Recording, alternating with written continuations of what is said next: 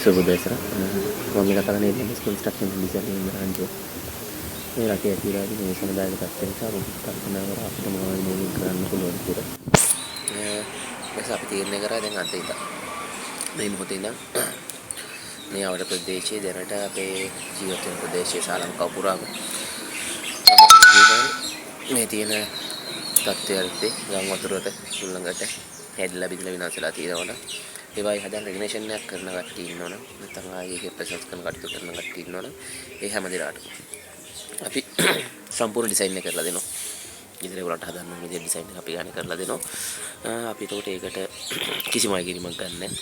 අපි ට්‍රාන්ස්පෝර්ට් එකට යලා දෙන්න ඕනේ. ට්‍රාන්ස්පෝර්ට් එක දුන්නාට පස්සේ අපි සියලුම දේ ස්ට්‍රක්චරල් ප්ලෑන් එකද ආර්කිටෙක්චරල් විව් එකද ස්ට්‍රක්චරල් විව් එකද හැමදේම හදලා ඉවරලා ඒගොල්ලන්ට අර තිබ්බ පරණ විදිහට මෙන්න විදිහට ඩිසයින් එක කරලා දෙනවා අපි. නැත්නම් ඒගොල්ලන්ගේ රික්වයර්මන්ට්ස් වෙනවා රික්වයර්මන්ට්ස් වලට අනුකූලව කරලා දෙනවා.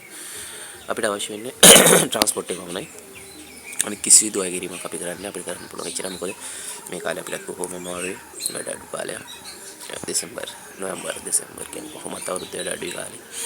ඒ වගේම තමයි ඒගොල්ලෝ කමක් නැති අපි අපේ LMS අපි කට්ටිය අපි පුළුවන් විදිහට අපි කරගන්න අපේ දේවල් අපිට ඕනේ ඔයගොල්ලෝ අපිට අවුරුදු 6ක් 7ක් තිස්සේ අපිට කන්න දුන්නා. ඒ නිසා අපි ඔයගොල්ලන්ට දෙයක් කරන්න ඕනේ. ඒ නිසා මම කියන්නේ ඔයගොල්ලන්ට මේක ෂෙයා කරන්න මේ වීඩියෝ එකක් නෑ. කරගන්න අවශ්‍ය කෙනෙක් ඉන්නවනම් කෝල් එකක් දෙන්න. ඔයගොල්ලන් ගම් වතුරට හොඳ කඩහානි කරලා තියෙනවා. අනිවාර්යෙන් මේක රෙනෝවේෂන් එක අපි කරලා දෙනවා ඩිසයින් එක කිසිම ගැටලුවක් නැහැ. හරි. මම තේරුම් ගන්න.